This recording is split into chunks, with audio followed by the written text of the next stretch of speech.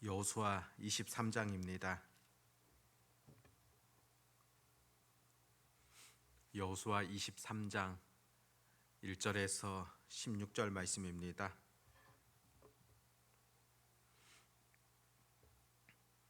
여호수아 23장 1절에서 16절 말씀, 우리 같이 하나님의 말씀을 읽도록 하겠습니다. 여호와께서 주위의 모든 원수들로부터 이스라엘을 쉬게 하신 지 오랜 후에 여호수아가 나이 많아 늙은지라 여호수아가 온 이스라엘 곧 그들의 장로들과 수령들과 재판장들과 관리들을 불러다가 그들에게 이르되 나는 나이가 많아 늙었도다. 너희의 하나님 여호와께서 너희를 위하여 이 모든 나라에 행하신 일을 너희가 다 보았거니와 너희의 하나님 여호와 그는 너희를 위하여 싸우신 이시니라. 보라, 내가 요단에서부터 해지는 쪽 대해까지의 남아있는 나라들과 이미 멸한 모든 나라를 내가 너희를 위하여 제비 뽑아 너희의 지파에게 기업이 되게 하였느니라. 너희의 하나님 여호와 그가 너희 앞에서 그들을 쫓아내사 너희 목전에서 그들을 떠나게 하시리니 너희의 하나님 여호와께서 너희에게 말씀하신 대로 너희가 그 땅을 차지할 것이라. 그러므로 너희는 크게 힘써 모세의 율법책에 기록된 것을 다 지켜 행하라. 그것을 떠나 우로나 좌로나 치우치지 말라. 너희 중에 남아 있는 이 민족들 중에 들어가지 말라. 그들의 신들의 이름을 부르지 말라. 그것들을 가리켜 맹세하지 말라. 또 그것을 섬겨서 그것들에게 절하지 말라. 오직 너희의 하나님 여호와께 가까이 하기를 오늘까지 행한 것 같이 하라. 이는 여호와께서 강대한 나라들을 너희의 앞에서 쫓아내셨으므로 오늘까지 너희에게 맞선 자가 하나도 없었느니라. 너희 중 한 사람이 1000명을 쫓으리니 이는 너희의 하나님 여호와 그가 너희에게 말씀하신 것 같이 너희를 위하여 싸우심이라. 그러므로 스스로 조심하여 너희의 하나님 여호와를 사랑하라.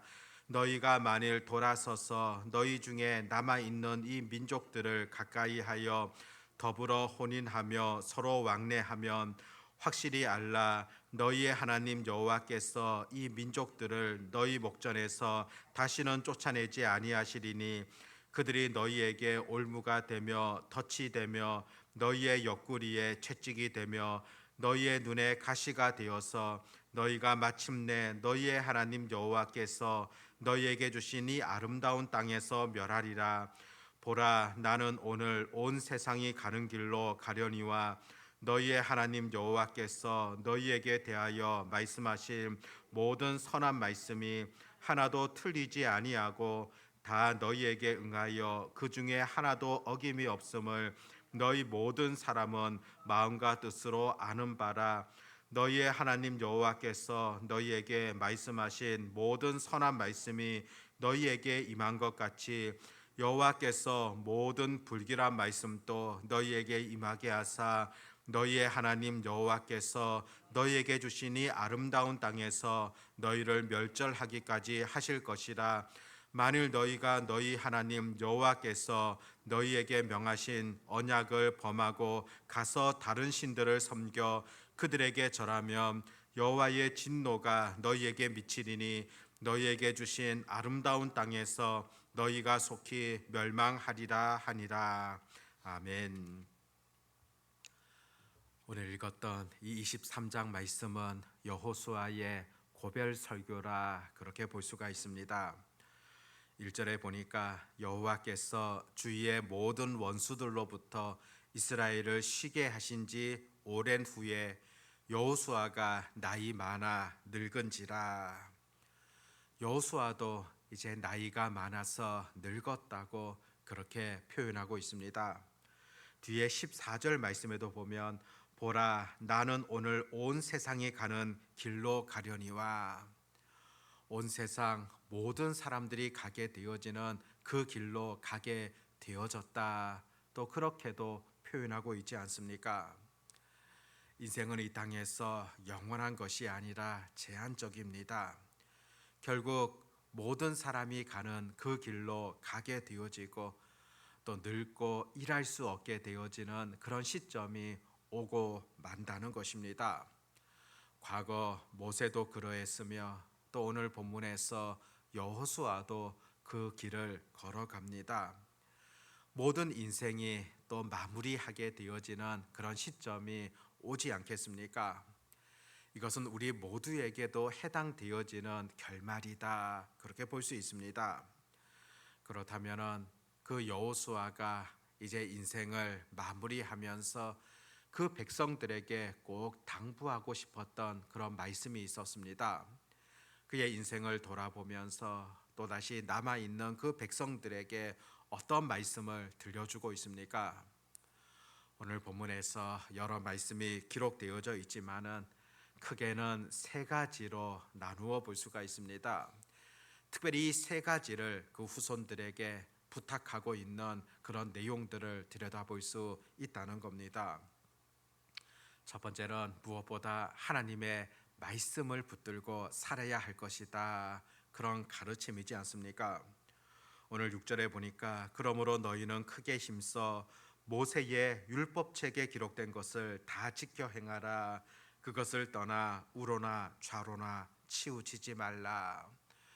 바로 모세를 통하여 주셨던 하나님의 말씀, 그것을 크게 힘써 지켜 행해야 된다. 그렇게 전해주는 겁니다.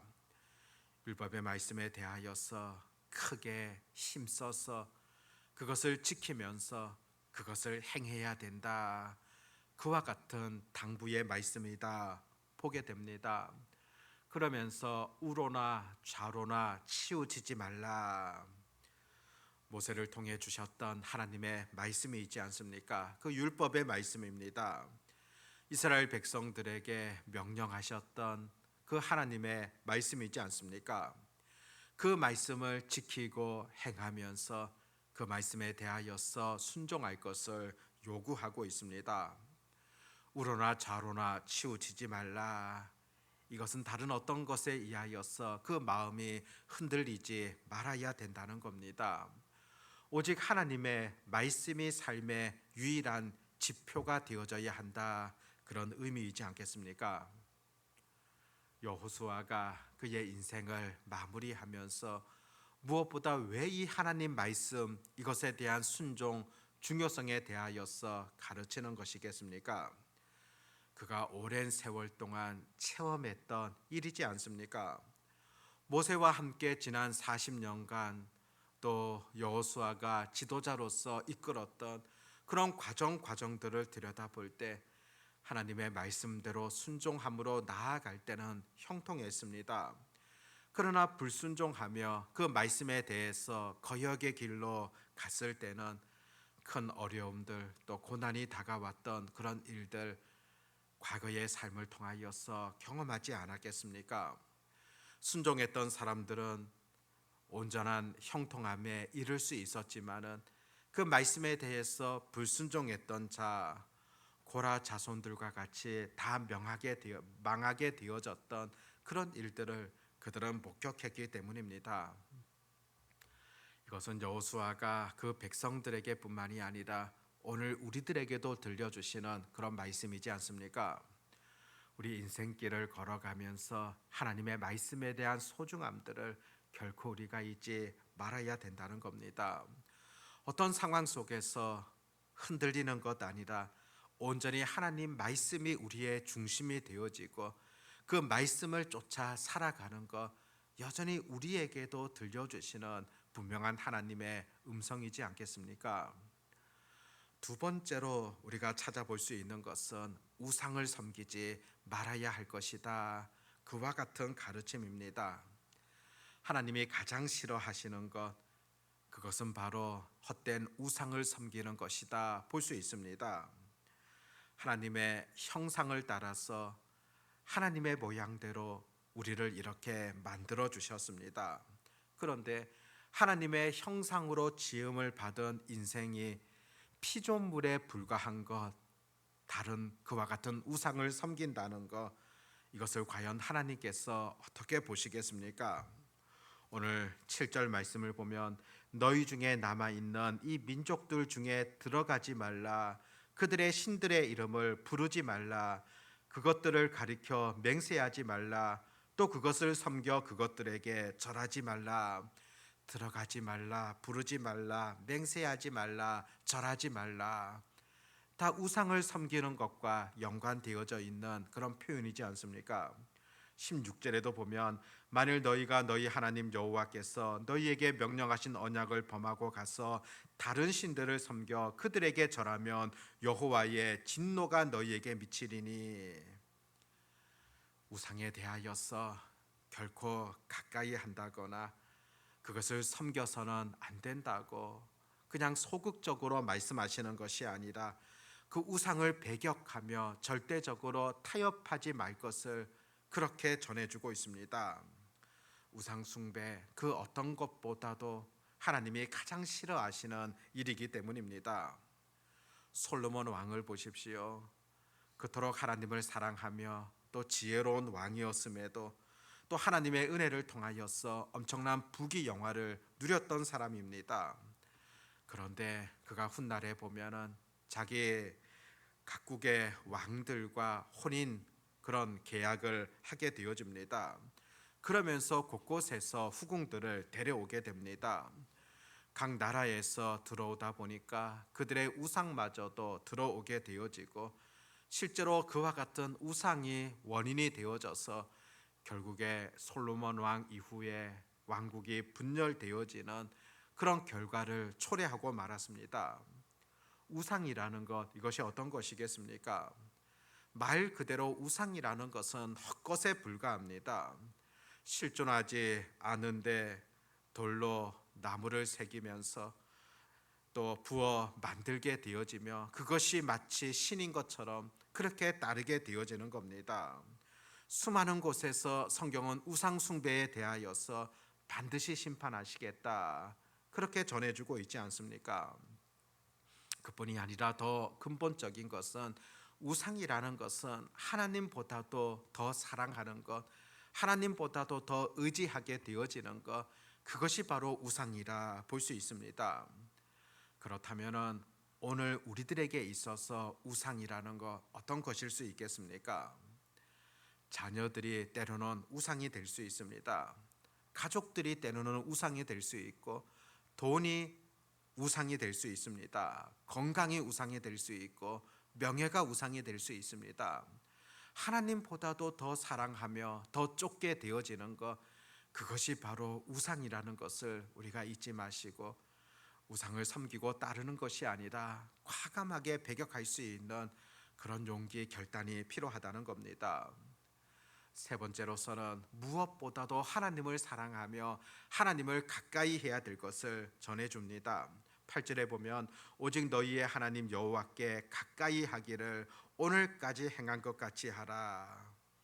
하나님을 가까이 해야 된다. 이 가까이 하라는 의미를 보면은 그냥 적당한 거리를 두어야 된다. 그것이 아니라 바싹 달라붙어 가지고 힘써서 가까이 해야 된다. 그런 의미를 가지고 있습니다. 어쩌면 많은 그리스도인들도 그냥 적당하게 그렇게 믿으려는, 적당하게 하나님과 교회와 거리를 두려는 그런 모습을 보게 되어지는데 그것이 아니라 꼭 붙어 있어야 된다는 겁니다.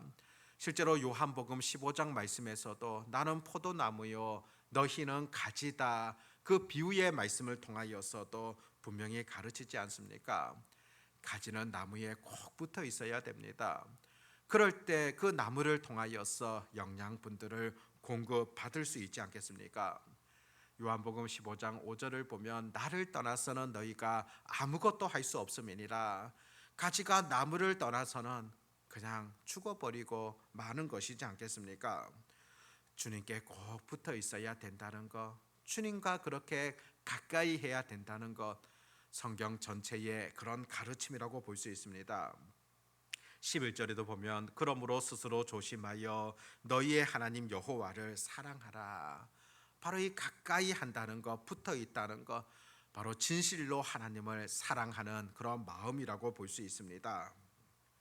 오늘 이 본문의 말씀을 통하여서 여호수아가 들려주셨던 이 하나님의 말씀을 통하여서 오늘 동일하게 우리에게 교훈하고 있습니다. 먼저는 하나님의 말씀 꼭 붙들시기를 바라고요. 철저하게 우상을 버리면서 하나님만을 사랑하며 또 하나님과 더 가까워질 수 있는 그런 인생이 되어져야 한다는 겁니다. 이렇게 살아갈 때 분명히 하나님께서 어떤 복을 약속하고 있습니까? 3절에서는 너희의 하나님 여호와 그는 너희를 위하여 싸우신 이시니라. 9절에 보면 오늘까지 너희에게 맞선 자가 하나도 없었다. 10절에 보면 너희의 하나님 여호와 그가 너희에게 말씀하신 것 같이 너희를 위하여 싸우심이라. 하나님께서 우리 인생 가운데 이렇게 함께 싸우시며 도우시겠다고 말씀하십니다. 가까이 할 때 하나님께서 이와 같은 은혜와 복을 베풀어 주신다는 겁니다. 하나님과 교제하며 그분 안에 거할 때 이와 같은 놀라운 은총이 있다는 사실들을 우리에게 가르쳐 주고 있습니다. 절대적으로 오늘의 말씀을 기억하면서 하나님의 말씀을 붙들고 우상을 멀리하고 온전히 하나님만 쫓아가며 하나님과 가까워지는 그런 삶을 살아가는 그런 복된 은혜가 있어지기를 바랍니다. 기도하겠습니다.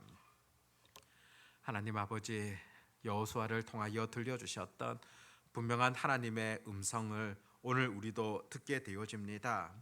하나님의 말씀을 가까이 하며 또 우상을 철저하게 버리게 되어지고 하나님만을 사랑하며 또 하나님과 가까이 하며 또 하나님 안에 거하게 되어지는 그런 삶을 살아갈 것을 우리에게 가르쳐 주고 있습니다. 이것이 바로 이 땅을 살아가는 그리스도인들에게 있어서도 가장 복된 삶임을 전해주고 있습니다. 또 이렇게 살아가는 인생 가운데 하나님께서 놀라운 은혜를 베풀어 주심을 말씀 속에서 깨닫게 되어집니다. 아버지 하나님, 오늘의 이 말씀이 우리의 지식적으로 남겨지는 그런 말씀이 아니라 우리의 삶을 통하여 실천되어지는 그런 은혜의 말씀이 되게 하여 주시옵소서. 아버지 하나님, 내일 거룩한 주일 또 주님 앞에 나와 예배를 드리게 되어집니다. 무엇보다 하나님이 원하시는 기뻐하시는 그런 예배를 드리게 하여 주시옵고 꼭 준비된 예배를 하나님 앞에 드려지는 그런 은혜가 있게 해 주시옵소서. 특별히 내일은 성찬식을 하게 되어집니다. 아버지 하나님, 무엇보다 성찬을 통하여서 주님께서 우리에게 놀라운 구원의 은혜를 베풀어 주셨고 또 흥덕 향상교회라는 한 공동체 가운데 우리를 각각의 지체로 불러주셨음을, 그래서 서로가 협력함으로 나아가게 되어짐을, 또 한 몸 된 교회에서 온전한 사랑을 실천하게 되어지는 그런 결단들이 성찬을 통하여서 있게 하여 주시기를 간절히 소망합니다. 무엇보다 하나님 앞에 우리의 죄악된 모습이 어떤 것인가를 살펴보게 하여 주시옵고 회개하는 마음으로 또 정결한 마음으로 동참하게 되어지는 그런 은혜가 있게 해 주시옵소서.